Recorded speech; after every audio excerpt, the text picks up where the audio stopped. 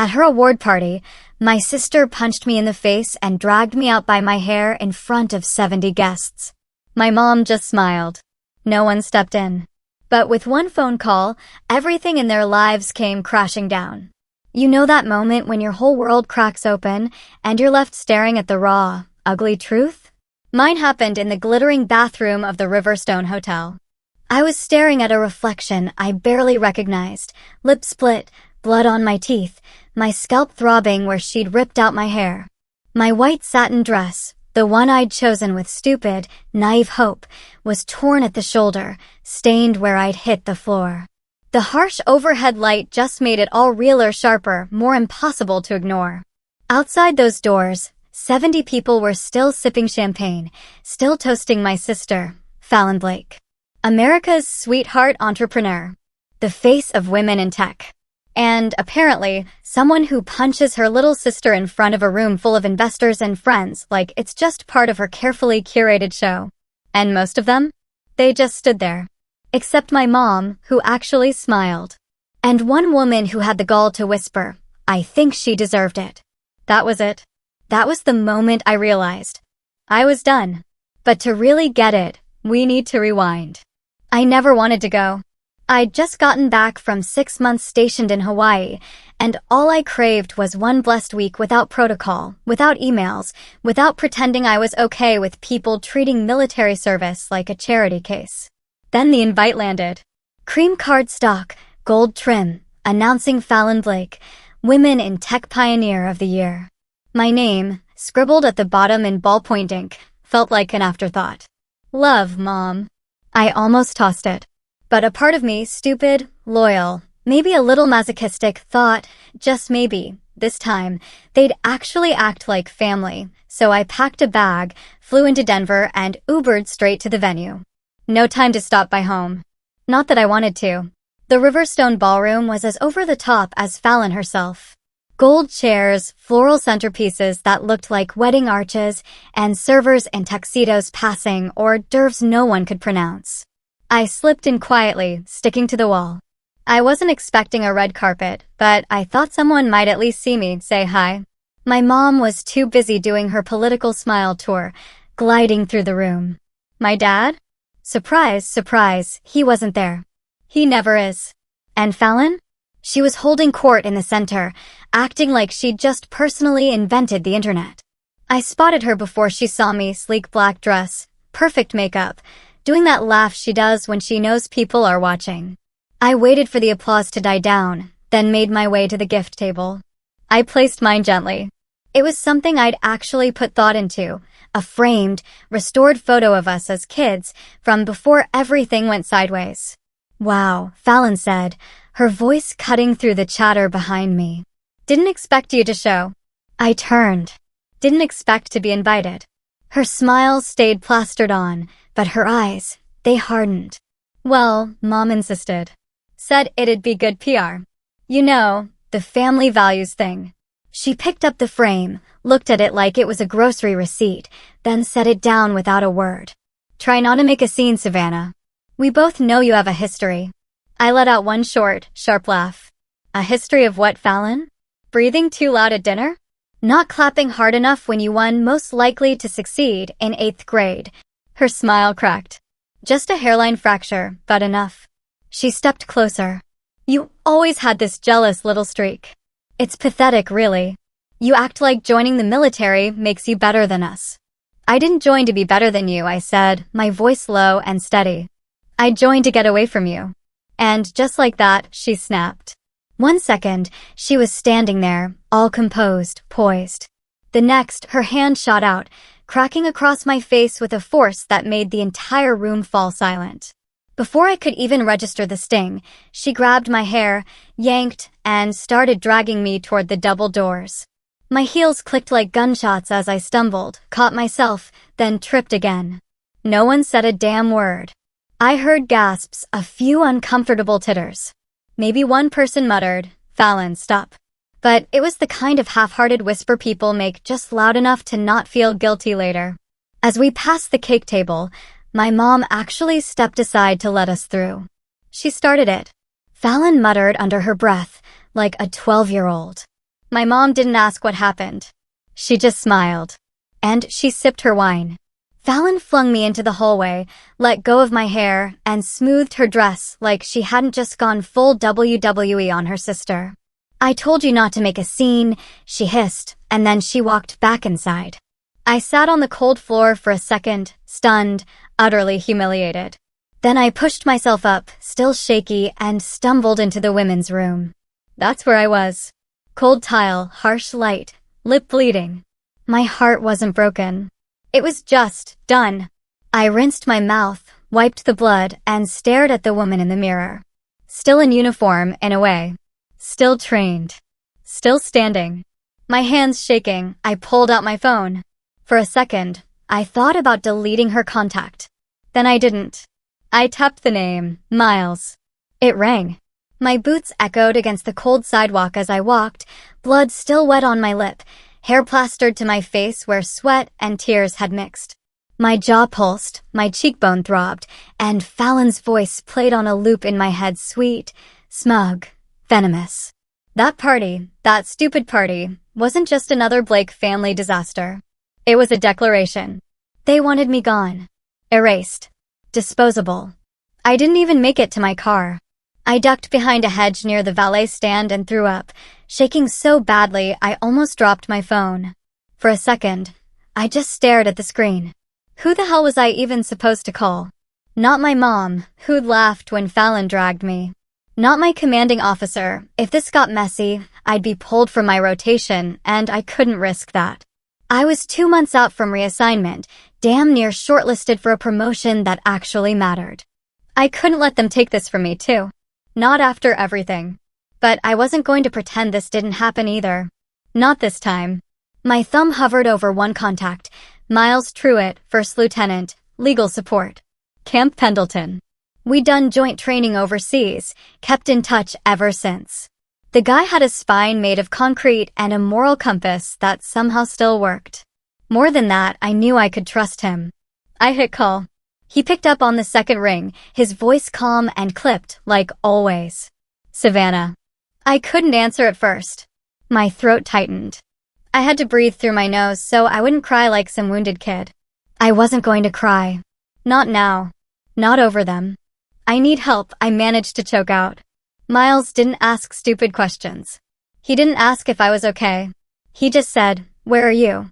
I rattled off the name of the diner across the street. He paused, then, "I'll be there in 20. While I waited, I slid into the last booth, back to the wall, hoodie pulled up over my tangled hair. The waitress tried to ask if I wanted coffee, but I just shook my head, staring out the window.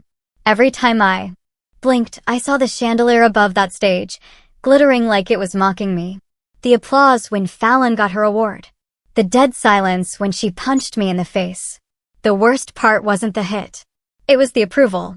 It was the way everyone paused, looked, and decided it wasn't their problem. When Miles walked in, he didn't make a scene. Just spotted me, nodded once, and slid into the booth. He clocked the swelling on my jaw immediately. The bruising under one eye. The way I kept touching my ribs like they hurt too. All he said was, "What do you need?" That broke something in me. I told him everything. How Fallon had been slowly erasing me from the family for years. How I'd found out last month she'd used my deployment status to apply for a special VA loan in my name. How tonight she went from fake hugs to full-on assault.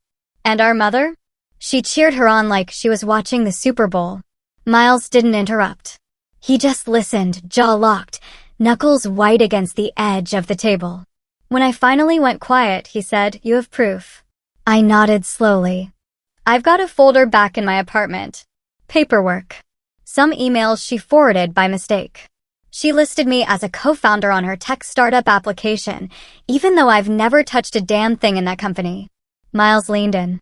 "Okay. First, we get that stuff documented. Second, you talk to someone who knows how to chase money. Someone who can track exactly what she did with your name and where your info ended up."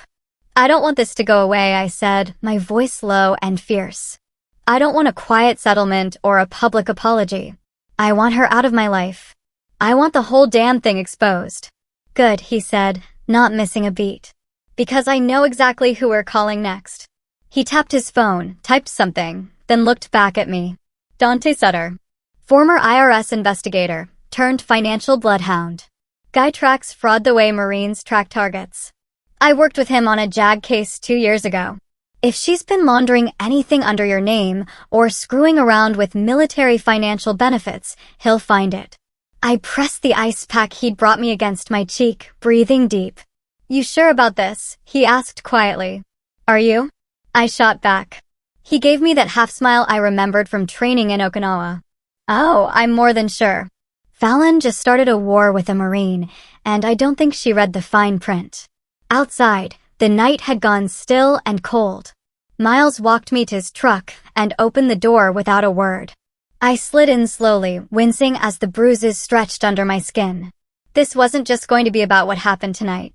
This was about everything they thought they got away with. The truck smelled like pine air freshener and black coffee. I leaned my head back, closed my eyes, and let the hum of the engine settle under my skin like a sedative. Every bump in the road felt sharper than it should. My ribs ached, my scalp still burned, and the adrenaline was wearing off, leaving only a heavy mix of rage and exhaustion in my gut. Miles didn't talk much. He never did when things were serious. It's why I trusted him. He turned off the highway into a quiet residential area near Aurora, the kind of neighborhood where the houses were identical, the mailboxes spotless, and everyone had matching garbage bins. I didn't expect Dante Sutter, the guy Miles said could trace financial fraud with the precision of a drone strike, to live in a place that looked like a retired dentist's dream, but here we were.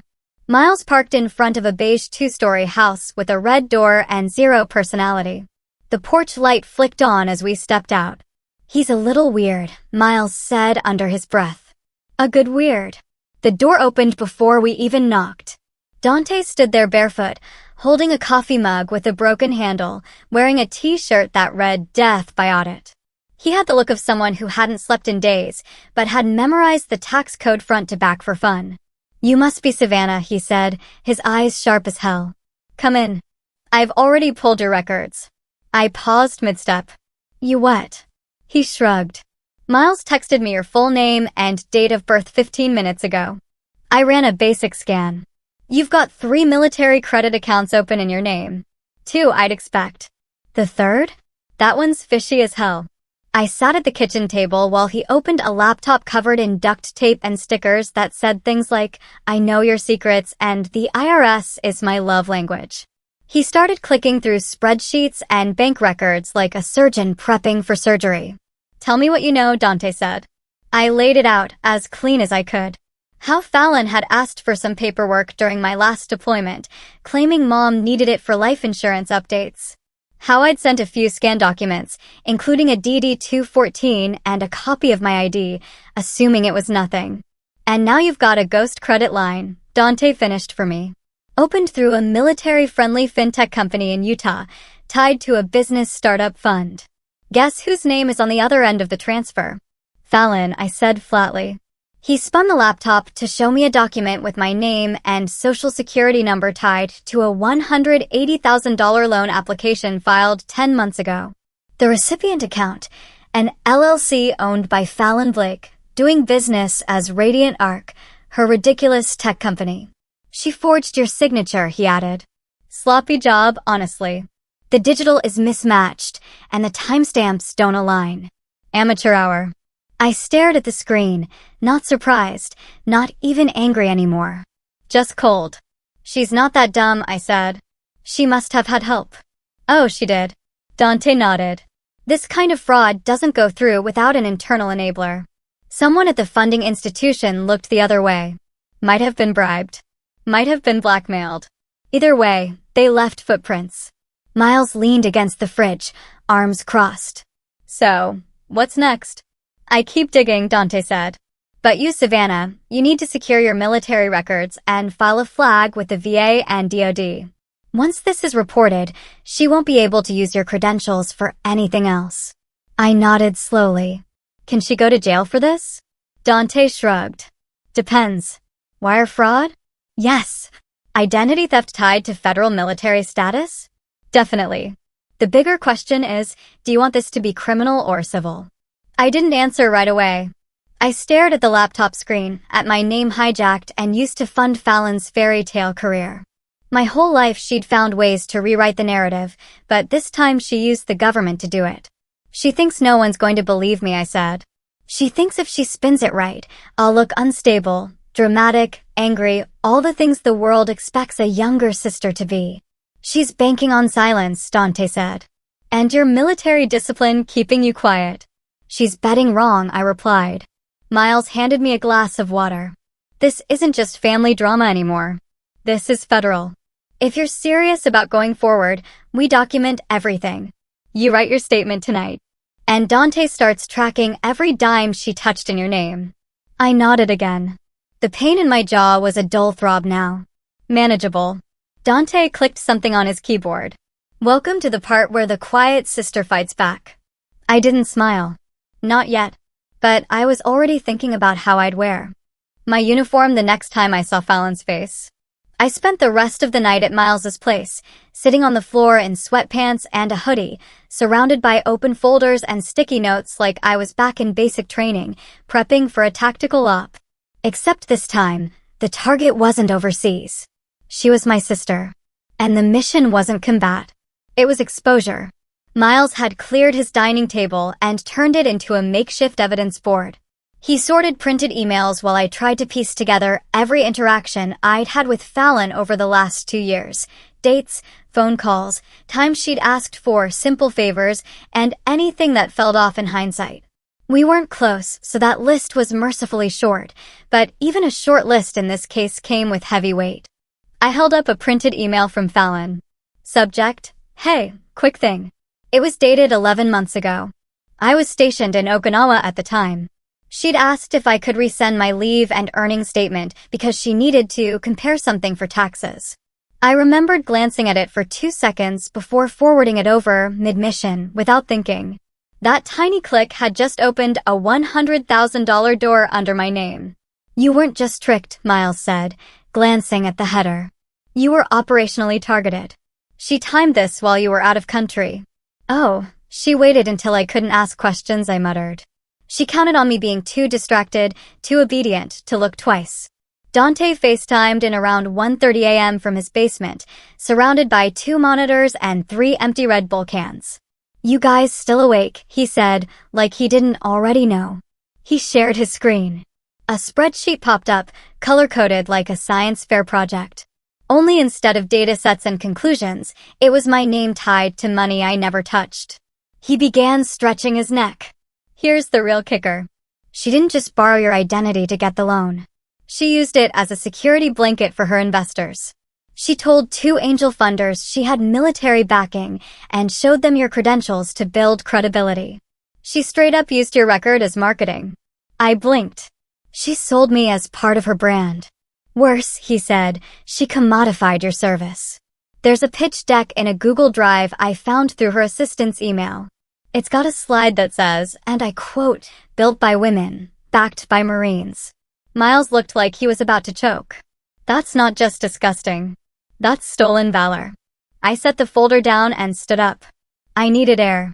She hadn't just punched me in the face. She'd wrapped herself in my uniform while doing it. Outside, the air was cold and dry. I stood barefoot in the backyard, staring at Miles's old grill like it might give me answers. I could hear them still talking inside, low voices, legal terms, financial lingo. It all felt like static. There was no playbook for this. No field guide. Just instincts. I remembered Fallon's face at the party, polished, practiced, manufactured. And for the first time, I saw what everyone else saw. Not a sister. A brand. She didn't see me as family. She saw me as a tool, a costume, a useful piece of government-issued legitimacy. And she thought I wouldn't figure it out. Back inside, I grabbed a notepad and started writing. I listed every piece of documentation we had so far. The forged loan. The false veteran-backed claim. The stolen financial identity. The public assault. The family's silent complicity. I wasn't just a victim of her fraud. I was being erased by her narrative. One version of this story had already been told, her version. Clean, inspiring, successful. But there was another version. Mine. Dante emailed over a digital folder titled OPF Fallon Stage 1. Inside were 6 documents I needed to submit to begin the civilian and military investigation processes. Whistleblower affidavit, identity protection claims, evidence chain forms, all of it pre-filled and templated. All I had to do was sign and forward. Miles handed me a pen without saying anything. I signed every form like I was marking a target. This doesn't guarantee anything, he warned. It'll take time. It'll be messy. And once this hits the system, Fallon's not going to play nice anymore. She already didn't, I said. This just makes it official. He nodded. Then tossed me a USB. That's your backup drive. Dante's encrypted it with everything we've got so far. Don't lose it. Got it. Got it, I said. Miles turned off the kitchen light and started cleaning up the paperwork. I sat in the dark for a while, listening to the buzz of the refrigerator and the soft click of the ceiling fan. I wasn't tired, but my body was crashing. I knew what came next wasn't going to be easy, but it didn't have to be. It just had to be right. By morning, I had 4 unread emails from Dante, a sore jaw, and exactly 0 hours of sleep. Miles was already up, in uniform, coffee in hand, like he hadn't spent the last 10 hours knee-deep in identity theft and family betrayal. He handed me a mug and nodded toward the laptop on the counter. She's up early, he said. I opened the link he sent. Fallon had posted a selfie from her car. Full glam, fake casual, with a caption that read, "Grateful for strong women who never let drama slow them down. Eyes on the mission." It had 2,000 likes and a comment from my mom. Proud of you, baby girl. Keep shining. I didn't even feel anger at that point. Just calculation. She's trying to get ahead of it, Miles said. She's trying to paint me as the storm, I replied. So when it hits, she can act like she's surviving me. Dante called at 8:22 a.m. sharp. I've got something you're going to want to see. He shared his screen again.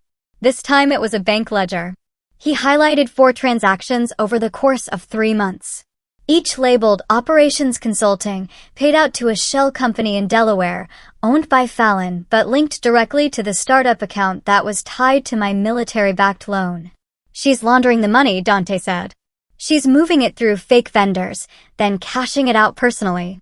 It's classic small-scale fraud. Looks like nothing, but legally, it's devastating. He clicked another tab. A document appeared, a list of grant applications Fallon had submitted for veteran-owned business incentives. All of them cited her co-founder with military credentials. Me. I sat back in my chair. So, she's not just using my name to get loans. She's getting grants, awards, press coverage, and keynote invitations. Dante added, she's booked for the Women in Federal Innovation Conference next month. She's on the flyer with a headline, From Deployment to Disruption, How Fallon Blake Built an Empire with Military Discipline. She never deployed, I said through clenched teeth. She never even visited a base. Miles added, it was more than exploitation now. It was impersonation. And it was public. She wasn't just hijacking my record. She was performing it for applause. I pulled out the file of old photos I had from my deployments. Me in uniform. Me with my unit. Training, field work, holidays in sandstorms. Things I never thought I'd need to prove. Now they were about to become Exhibit A. Any word from the VA side? I asked Dante. They flagged the profile last night after you submitted your protection request. You're clean. Now, no one can pull your military records without clearance. Good, I said, because she's about to try. Miles opened his laptop. We need a timeline. If she's filed anything under Savannah's name that we can backtrack, we create a master record, prove the fraud pattern. So, we started building it. We printed every digital document, laid them out in order.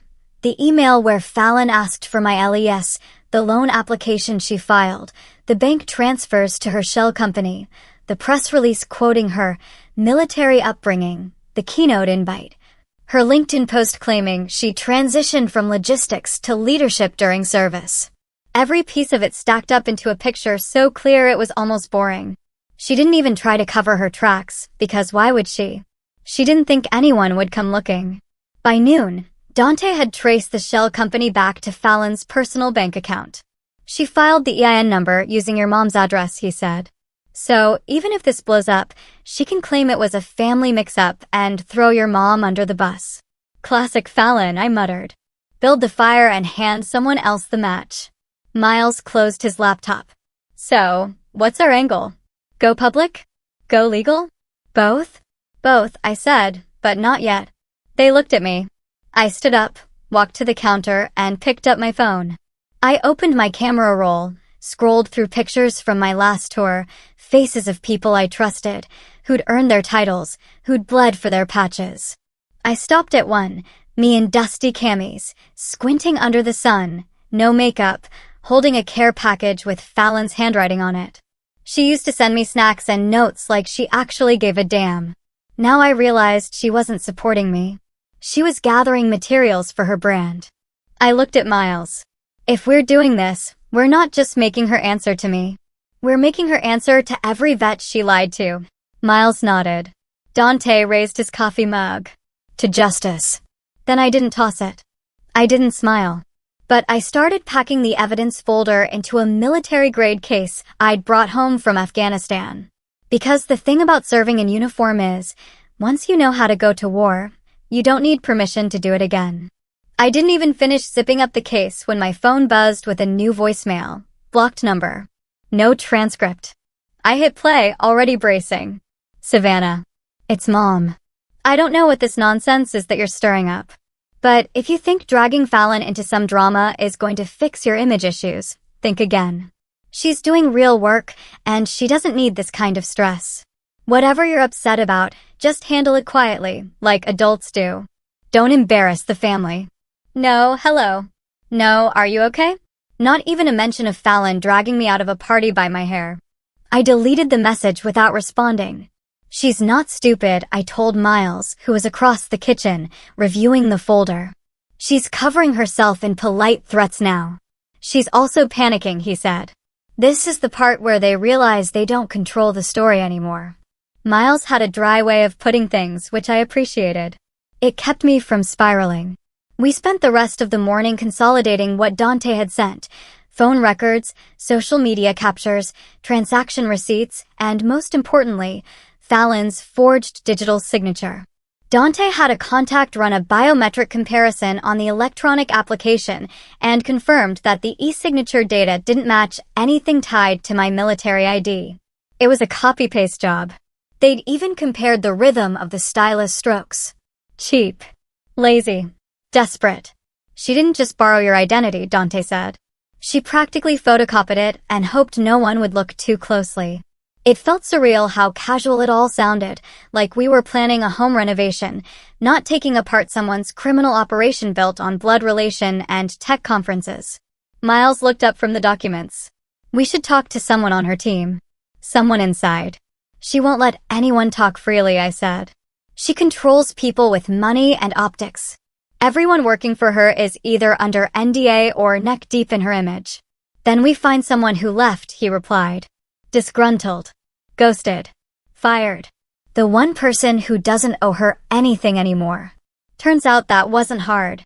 A quick search pulled up a podcast episode from 6 months ago featuring Fallon's former head of operations, a woman named Clara Dwyer.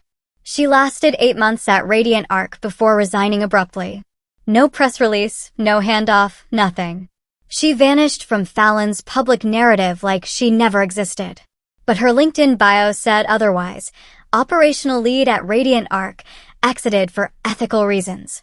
We messaged her anonymously through a burner account. She replied in 20 minutes. Meet me in person. I don't talk online about that woman. That woman. I liked her already. We met Clara at a neutral cafe halfway between Boulder and Denver. She wore a denim jacket, no makeup, and looked 10 years older than her actual age. The second she saw me, she blinked. You're the sister. The Marine. Unfortunately, I said, sliding into the booth. We need to talk. She listened, arms crossed, while I laid out what we'd found, how Fallon had used my military identity, faked loan applications, staged grant materials, and sold herself as a veteran-aligned startup founder. She used your face in 2 different pitch decks, Clara said. Did you know that? No, I replied. She called you her combat inspiration in one. Said she started the company while writing letters to you overseas. I laughed. I couldn't help it. She barely returned my texts. Clara pulled a flash drive from her bag and placed it on the table. This has every internal email thread I saved before I left. Contracts, edits to press kits, even an early draft of her conference speech where she claimed your dad was a Navy SEAL. He sold insurance, I muttered. She told investors the startup was built on discipline, sacrifice, and battlefield insights, Clara said. She built it on lies and stolen valor, Miles added. But now we have someone who saw it from the inside. Clara sipped her coffee and leaned forward. You want to take her down? I didn't flinch. I want her off my name. Then you're going to need more than digital receipts and bruises. You need a witness on paper. You need someone to say, I was there and this is what she did. I nodded. Clara paused, thinking. I'll sign it, she said. But if this gets loud, I'm not running PR. I lost too much time cleaning up her messes already. You won't have to, I said. This isn't her show anymore. Back at Miles's place, I scanned Clara's flash drive while Dante monitored traffic to Fallon's startup site. Interest was down. Engagement was slowing. The sharks were circling, but quietly. She's not going to crash overnight, Dante warned. People like her know how to pivot. She's not pivoting, I said. She's spiraling. Big difference. I opened one of the pitch decks Clara had given us. On slide 7, there was a photo of Fallon and me at my basic training graduation. She'd photoshopped herself in uniform next to me, smiling. She used my moment, my work, my sweat, and dressed herself in it like a costume. I saved the image. Game on, I said. The first thing I did after reviewing Clara's files was book a domain name, valor-theft.com. It cost me $9 and gave me a place to post the truth where no PR agency could spin it into a branding moment.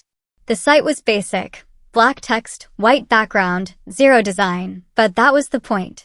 I uploaded the key documents, Fallon's fake loan application with my military ID, the forged veteran grant pitch, the email threads Clara had saved, and a side-by-side comparison of my real deployment history against Fallon's fabricated version. I added one sentence at the top. This is what it looks like when a civilian sister steals from a servicewoman and calls it empowerment. It went live at 1:07 p.m. By 1:35, it had 3,000 hits. By midnight, it was trending on a Reddit thread titled, Tech Founder Fakes Military Ties for Clout. And then Fallon responded. Not directly, of course. She posted a story on Instagram, a black screen with white text, jealousy is loud, truth is quiet, with the song Survivor playing underneath it, subtle as a car crash. Dante called immediately. She's going into damage control. Miles sat down across from me, arms folded. You still sure you want to go loud? I wasn't quiet when I took an oath, I said. I'm not starting now. The next morning, Fallon's attorney sent me a cease and desist.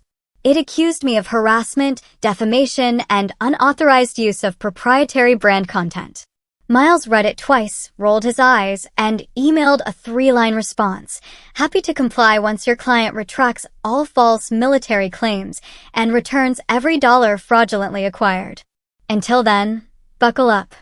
I wanted to frame it. We expected silence after that.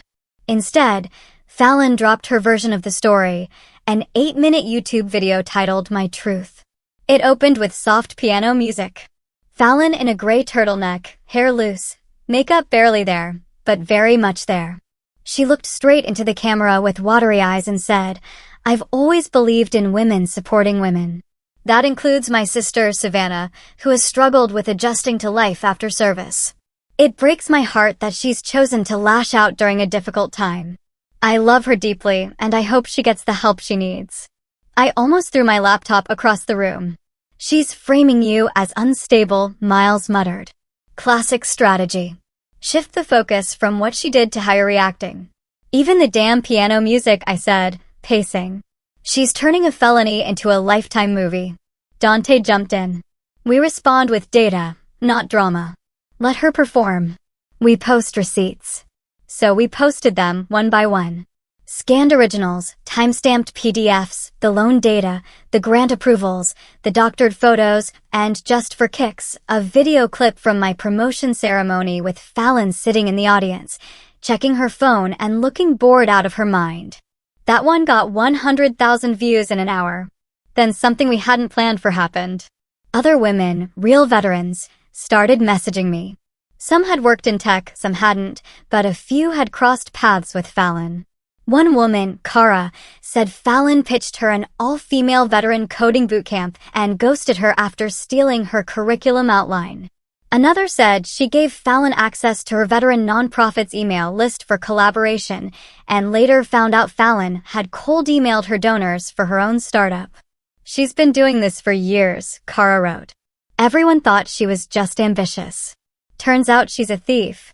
I asked if they'd go on record. They all said yes. So I created a submission section on the site, titled it, "If She Used You, Speak Up."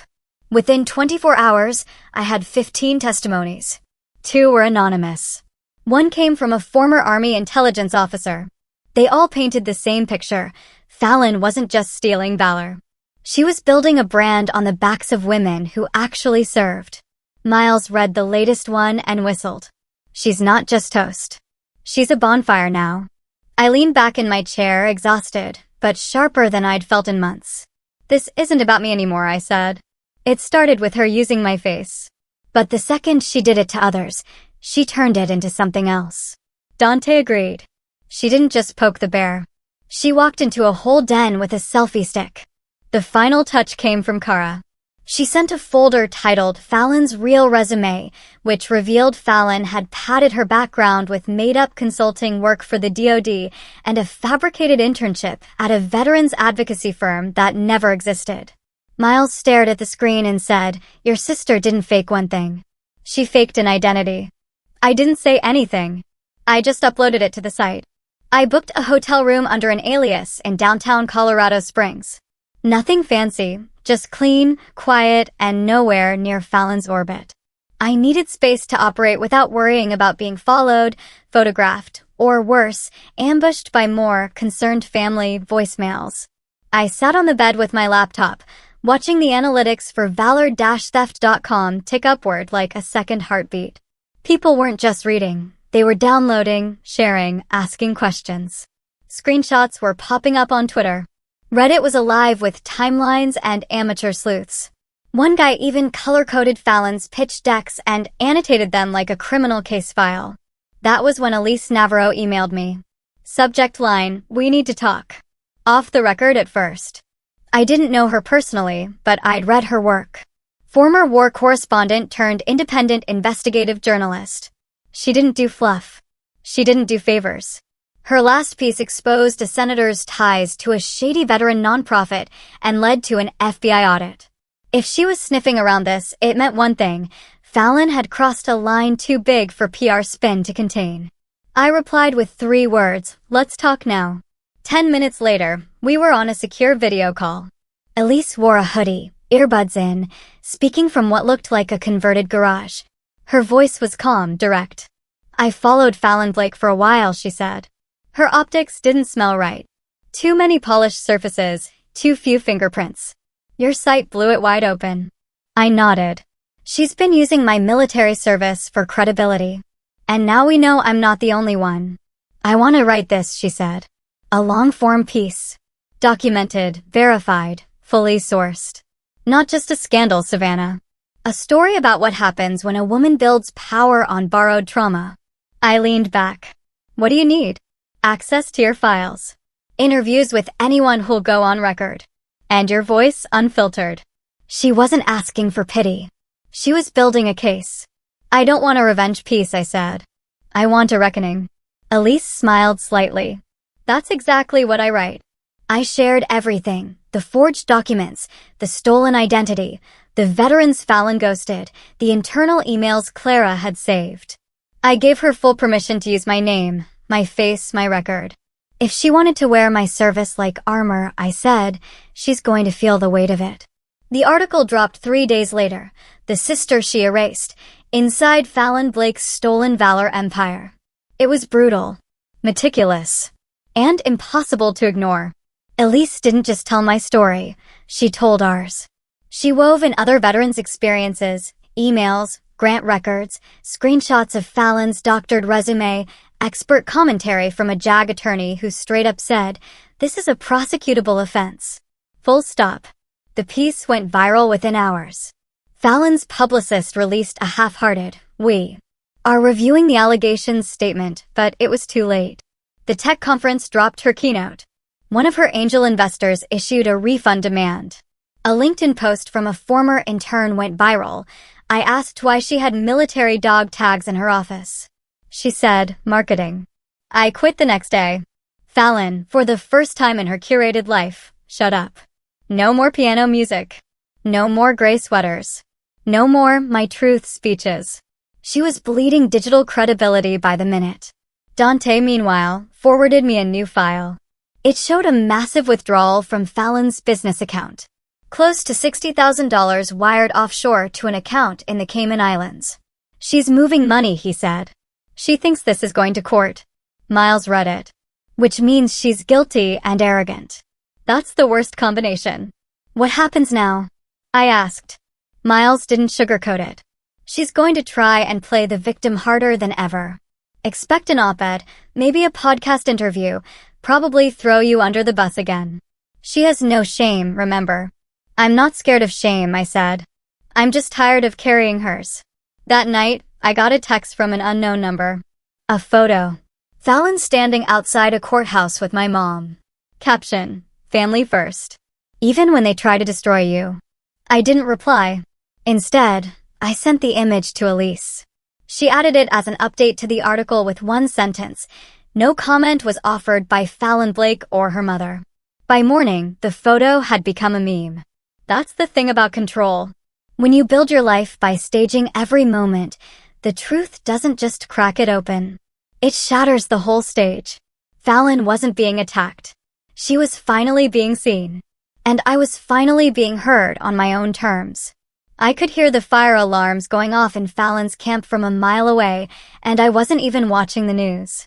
It was all happening online in real time, through comment threads, blog reposts, and screen-recorded TikToks of her now infamous My Truth video being torn apart line by military spouses and actual veterans. What started as a controlled narrative had unraveled into a full-on exposure campaign. And then Elise called. "I just got a message from one of Fallon's early investors," she said, her voice sharper than usual. "He wants to talk privately. Off record for now."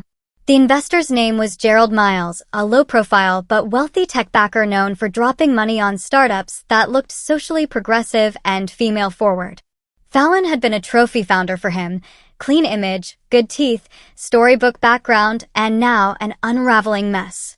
He wouldn't meet in public, so I flew out to a neutral space in Santa Fe with Elise. We sat in a corner booth of a half-empty tapas bar while Gerald, tan turtleneck, teeth too white, sipped mineral water, and scanned the room like he was expecting spies. "I don't want my name in your article," he said immediately. "I just want you to understand that we were sold a story." "No one forced you to believe it," Elise replied flatly. He winced.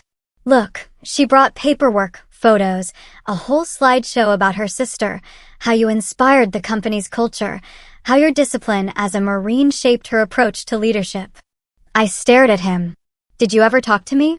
"Of course not," he said, as if that was irrelevant. "We don't vet families. We fund founders." "And when did you start suspecting something was off?" Elise asked. Gerald hesitated. "After the second round of investment," she got sloppy. She claimed to have spoken at a DoD Innovation Summit. "One of our partners used to work in defense. He couldn't find a single record of it." "So why stay quiet?" I asked. He looked genuinely uncomfortable. "We thought she'd clean it up. You have to understand, she was still a good investment. Until now, I didn't blink. You helped her build this." "I didn't know," he said. "You didn't ask to know," I countered. He didn't deny it. Before he left, he slid a small folder across the table. "These are internal investor updates." She sent financials, board letters, claims about government partnerships. A lot of it probably falls under wire fraud if you can prove she knowingly lied. "We can," I said. Back in the hotel, Elise and I spread out the documents on the floor. The more we read, the worse it got. Fallon had inflated user metrics, cited fake veteran advisors, and even claimed to have pending contracts with the Department of Homeland Security. All lies. All traceable. Elise pulled out her recorder again. She really thought you were going to stay quiet forever, huh? She forgot I was trained to handle conflict, I said. She mistook restraint for weakness. The next move came from Fallon's legal team.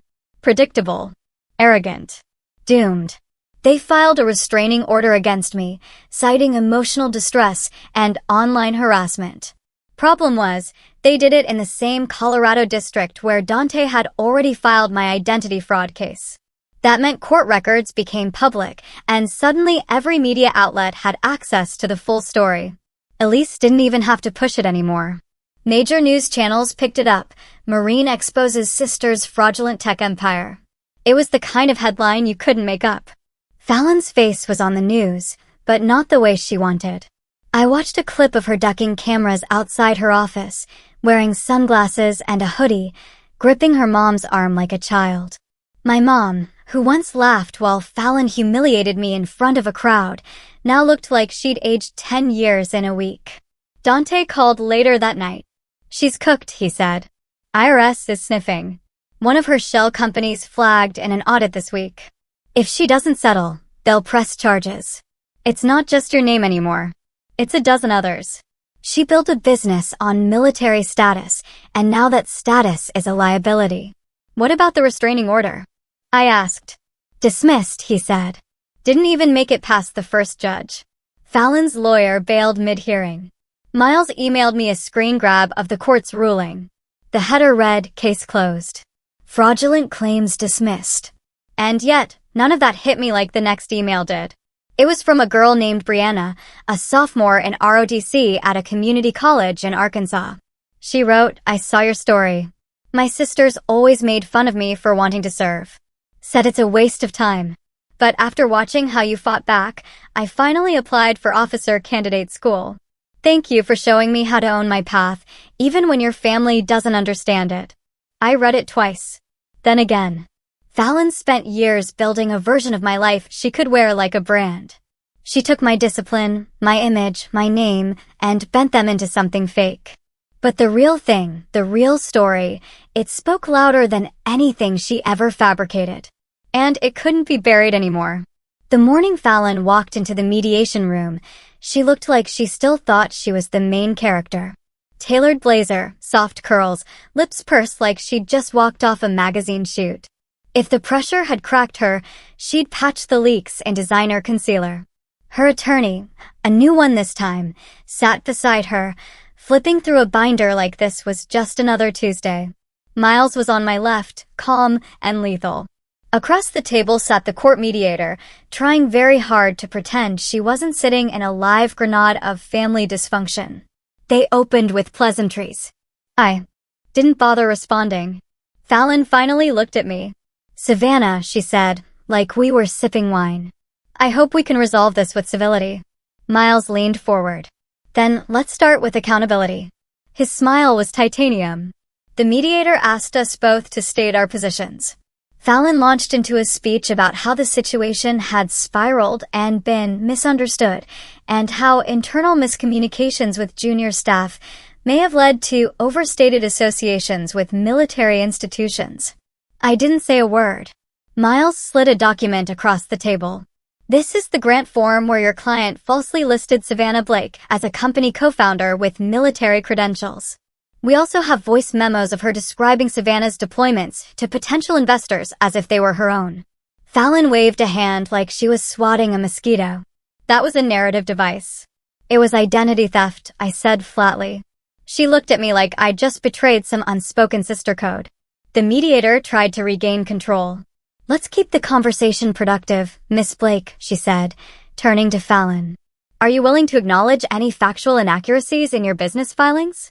I'm willing to acknowledge that my team handled certain details aggressively, Fallon replied. That was her line. Aggressively, like she was marketing vitamins too hard. Miles passed her another document. This is a deposition from Clara Dwyer, your former COO. She directly stated that you requested she alter Savannah's military records for pitch decks. That's not aggressive. That's criminal. Fallon's eyes narrowed. Clara was let go for performance issues. She resigned, I said, after refusing to fake your image one more time. For a moment, Fallon just stared at me. You always made everything about yourself, she said quietly. He blinked. You're impersonating me, and you're obsessed with me, she snapped. That's what this is. You've always been second best, and now you're using your uniform to rewrite the script. You want people to think you're a hero. Newsflash, Savannah. Service doesn't make you interesting. It makes you tired. The room went still. Miles pressed a small button under the table. It was a recorder, legally approved for use since the mediation was part of the legal proceedings. Fallon had just admitted, on the record, that she saw my military service as nothing more than a marketing inconvenience. The mediator looked like she wanted to sink into the floor. Fallon, realizing what she'd said, tried to backpedal. I didn't mean you said exactly what you meant, I cut her off. Miles folded his hands. This recording, combined with the grant documents and Clara's testimony, gives us more than enough to proceed with formal charges. But if your client wants to settle, this is her last chance. Fallon's lawyer looked ready to bolt. She hissed at him under her breath, then glared at me. You really think ruining me fixes you? No, I said. But it stops you from doing this to anyone else. That's what she never understood. This wasn't about ego. It was about truth. I'd watched her fabricate a version of me the world applauded. Strong but non-threatening, veteran but Instagram-friendly, obedient and useful. The minute I told my actual story, flawed, blunt, unapologetic, she panicked because it exposed her carefully curated fiction for what it was, a costume built from my scars. We left the mediation with a signed agreement to proceed to civil trial unless settlement terms were reached within 5 business days. Miles said it was the legal version of a slow countdown. Fallon's brand was imploding by the hour, and the clock was now public. Outside the courthouse, a small group of local reporters waited. One asked if I wanted to make a statement. I didn't say much, just one sentence. I don't speak for all service women, but I won't let someone fake our story ever again. It aired that night. It wasn't flashy, but it hit hard.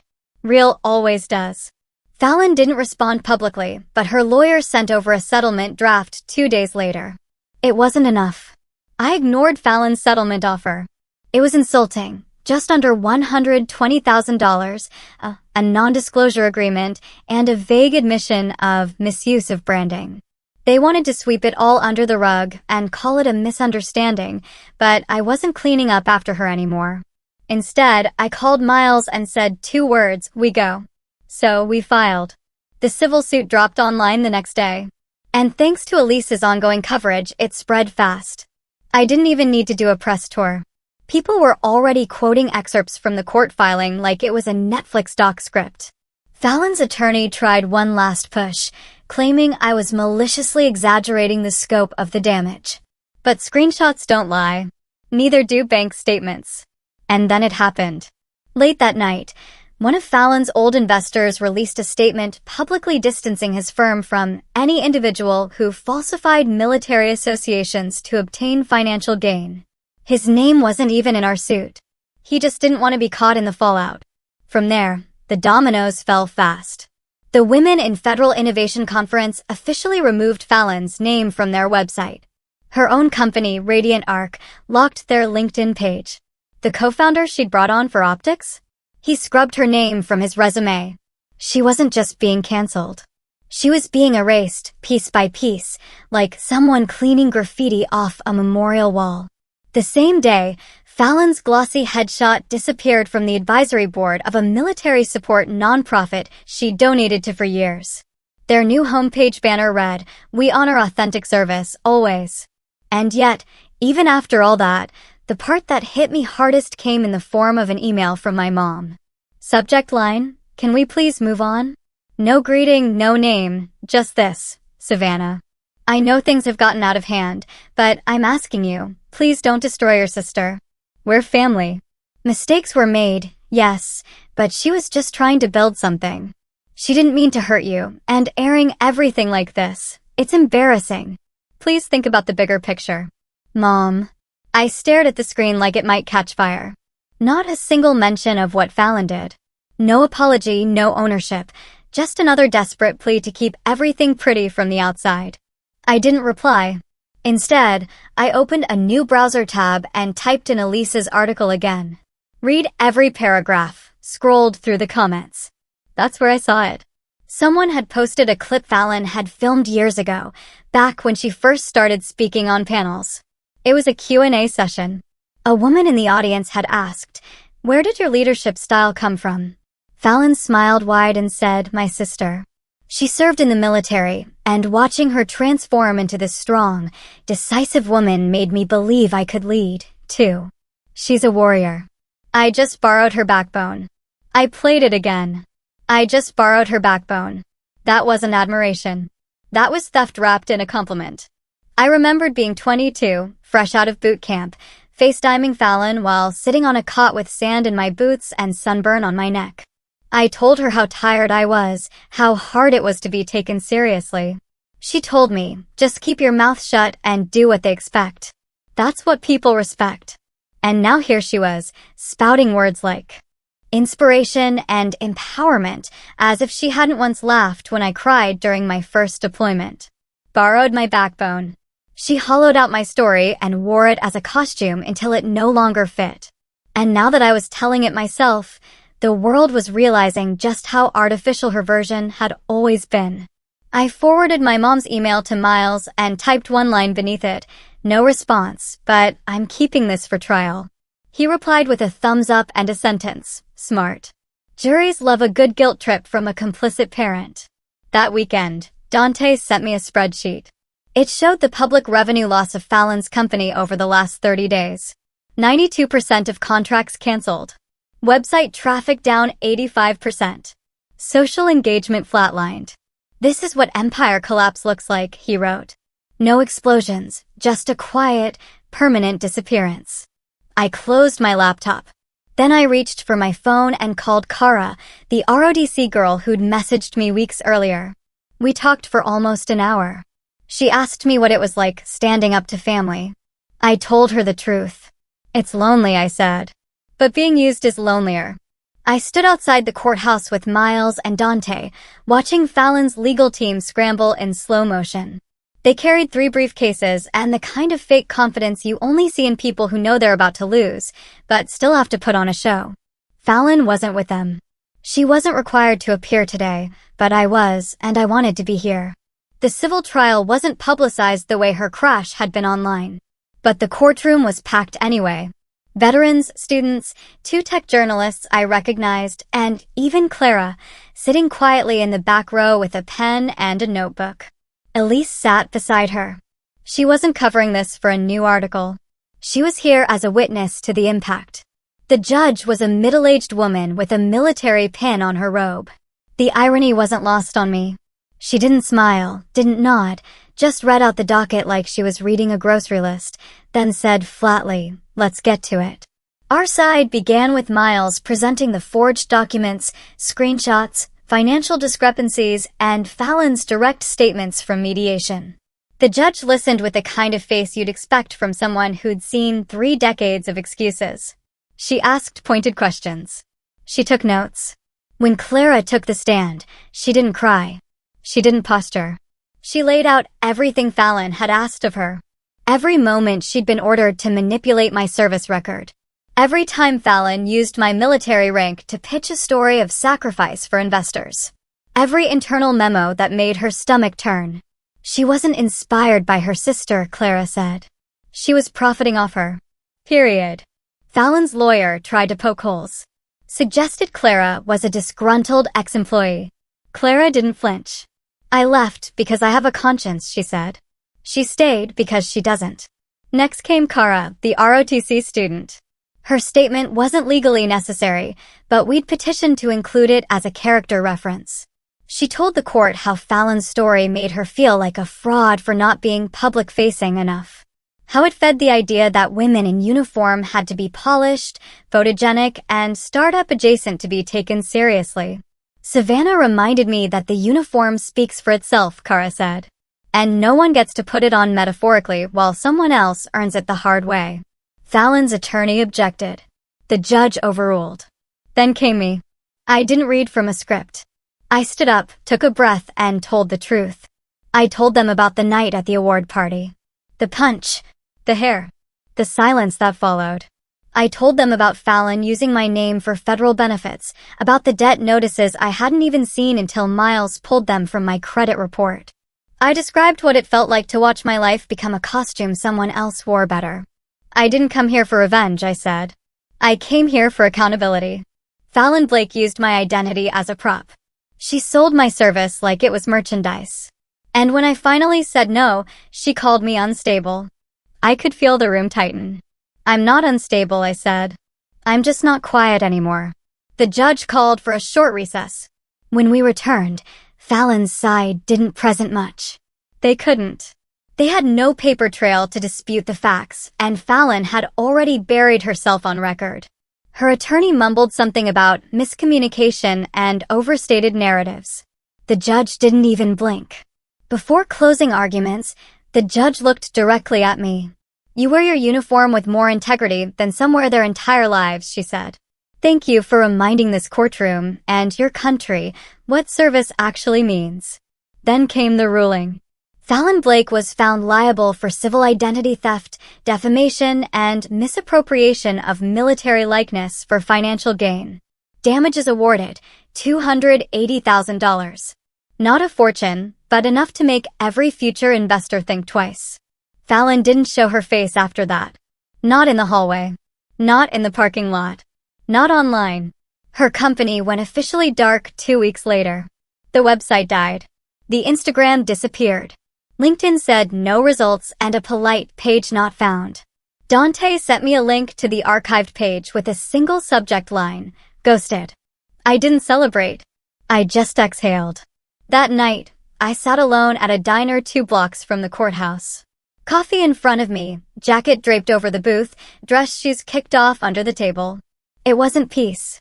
Not yet, but it was something close. A woman approached, maybe in her early 30s, wearing a navy sweatshirt and a cautious smile. Are you the sister, the Marine? I nodded. She gave a half shrug. Thank you for speaking up. For all of us. She didn't linger. Didn't ask for a photo. Just left a $10 bill beside my coffee and walked away. I didn't even catch her name. Didn't need to. That's what justice looks like sometimes. Quiet. Ordinary. No medals. No speeches. Just someone walking away lighter because you finally told the truth. The first thing I did when I got back to base was change out of civilian clothes and walk the perimeter of the armory at dawn. No earbuds, no distractions, just the gravel under my boots, the rising sun behind me, and the smell of something real, dirt, sweat, discipline. I wasn't here for ceremony. I was here because this was the one place where nobody needed a backstory to respect you. You earned your name here, daily. Command had cleared me for full reinstatement. Turns out fighting a civil lawsuit against a sister impersonating you doesn't disqualify you from serving, especially when you win. My CO called me into his office, shut the door, and said, Blake, most people leave their family drama at home. You managed to put yours in a courtroom and still keep your record spotless. Not easy, but you handled it like a Marine. I didn't smile. I just said, thank you, sir.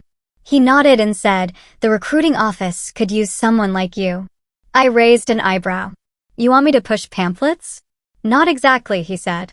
I want you to talk. Young women walk into that office every day not knowing whether they belong. I want you to show them what it looks like when someone walks in with nothing and walks out with purpose. It didn't feel like a demotion. It felt like a mission.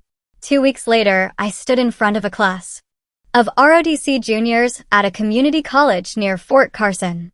No PowerPoint, no flag waving, just me in uniform, arms crossed, telling them what Fallon never understood. You don't need to be the face of something to be the heart of it. I had someone take my service and repackage it into TED Talks and pitch decks, I told them. She made money off it. She got applause. But she never got what really mattered. What's that? One of the girls asked. I looked straight at her. Respect. From people who actually know what it costs to earn it. They didn't clap. They didn't cry. But nobody looked away. That was enough. Later, Miles sent me a text. theAt just flagged Fallon's name in a fraud watch list. She's officially radioactive. IRS is circling, too. Looks like she's going to be busy with lawyers for the next few years. I replied, she wanted my status. Now she can have my consequences. I didn't check for a response. I didn't need one. Clara emailed me a job offer, some kind of advisory position for a new nonprofit supporting female vets transitioning to civilian careers. She said, we could use someone who knows what stolen valor actually looks like up close. I told her I'd think about it, not because I wasn't interested, but because I finally had the luxury of choosing. Fallon never did show her face again. She ghosted the world as fast as she tried to conquer it. Her name stopped trending. Her supporters got quieter. Some pretended they never knew her. Even Mom faded into radio silence, probably hoping I'd forget the part where she called my truth embarrassing. I didn't. But I didn't chase her either. Instead, I sat down and wrote something else. My own speech. Not a TED Talk, not a press conference, just a short story I sent into a small podcast that highlights real women in service.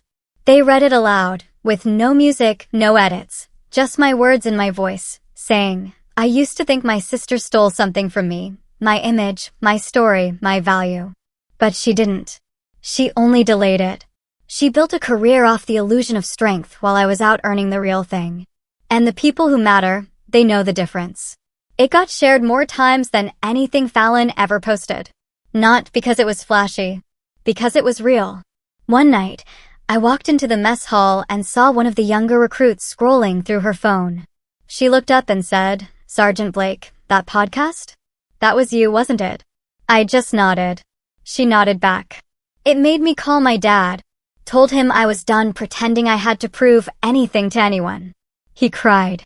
I didn't know what to say to that, so I just patted her shoulder and moved on. That's what healing looks like sometimes. Not closure. Just clarity.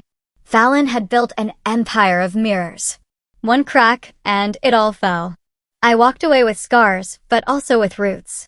I wasn't just reclaiming my story. I was rewriting what it meant. And this time, it was mine, from start to finish. I never imagined I'd end up working at a recruiting station. When I first walked into one as a teenager, I was angry, broke, and looking for a way to get out of town. Now, over a decade later, I'm the one behind the desk. And kids walk in with the same look in their eyes that I used to have, part fear, part hope, and not a clue who they'll be once the uniform is on. But this time, I meet them with more than pamphlets. I meet them with honesty. Not the kind Fallon faked clean, packaged, Instagrammable resilience. I tell them the truth, that service is messy, hard, and often thankless. That it'll break you down before it builds you up. And that if you're lucky, you come out of it with something that no amount of likes or TED Talks can give you. Character that doesn't need an audience. One morning, I gave a talk at a local high school. Nothing fancy, just a gym full of restless juniors. I told them about what it meant to earn your place in a world that keeps asking you to prove it twice, especially if you're a woman, especially if you're quiet, especially if your family's idea of support looks a lot more like sabotage. I didn't mention Fallon by name. I didn't have to. Afterward, a girl came up to me, maybe 17, and said, my sister always tells me I'm not built for stuff like this. But after hearing you, I kind of want to prove her wrong. I smiled and told her, good. But don't do it for her. Do it for you. Later that week, Elise forwarded me a message from a film producer asking if I'd be interested in optioning my story. I laughed. And deleted it. I wasn't interested in turning my life into content. That was Fallon's game. Mine was quieter now. More solid. I didn't need an arc. I had a life. Miles still calls every now and then. Usually, it's just a vent about some overconfident cadet, or he sends me screenshots of motivational Navy Twitter posts with sarcastic captions like, does this count as emotional fraud? Dante checks in to send me a bottle of bourbon and a card that said, for surviving the most sophisticated scam I've ever traced and not murdering anyone in the process. And Clara? She ended up launching her own nonprofit, just like she said she would. This time, it's real. No brand fluff, no stolen valor, no photo shoots. She brought me on as a board advisor. At our first meeting, she introduced me as the reason this place has a moral compass. I didn't say anything. I just nodded and thought, good. Let's keep it that way. One night, I sat on my porch and pulled out the old family photo album. Not the digital kind. Real paper, sticky pages, faded ink. I found a picture of me and Fallon when we were kids. We were in Halloween costumes, me in a pirate hat, her in a princess dress, already striking a perfect pose for an imaginary camera. Even back then, we were telling different stories. I didn't hate her. I didn't want her ruined. I just wanted my life back. And I got it. But more than that, I got to take something she never expected. Her ending. She thought she'd write both our narratives, that I'd be the cautionary tale in her origin story, the poor, plain sister who got lost in combat while she rose in boardrooms. But that's the problem with people who steal stories. They forget that truth doesn't need to be loud to last. My truth outlived hers. It didn't trend. It didn't sell books. But it found its place in courtrooms, classrooms, inboxes, and conversations whispered between sisters who needed to hear that strength doesn't come from who claps the loudest. It comes from who shows up anyway. Fallon's name hasn't been spoken publicly in months. She lives somewhere in Arizona now, according to Dante. Probably under a new LLC, with another sanitized brand identity and a fresh round of fake tears. She'll find another crowd, another platform, another costume. People like her always do. But she'll never wear mine again. That door is closed and locked, and reinforced with everything I've earned since. The funny thing is, Fallon spent years trying to be me. Now, I don't think she even remembers who she really is. But I do. I remember who I am. I'm Sergeant Savannah Blake, U.S. Marine, daughter of no one's fantasy, sister to no one's illusion, and I am the author of my own damn story. Sometimes, the people who hurt you the most are the ones who taught you how to fight. Not with fists. Not with noise. But with clarity, with discipline, with truth. My sister thought she broke me when she dragged me out by my hair in front of 70 people. What she really did was rip off the mask for both of us. Hers shattered. Mine never existed. And in the silence that followed, I stood up. Not as the victim. Not even as the hero. Just as someone who finally stopped apologizing for surviving a family that only clapped when she stayed small.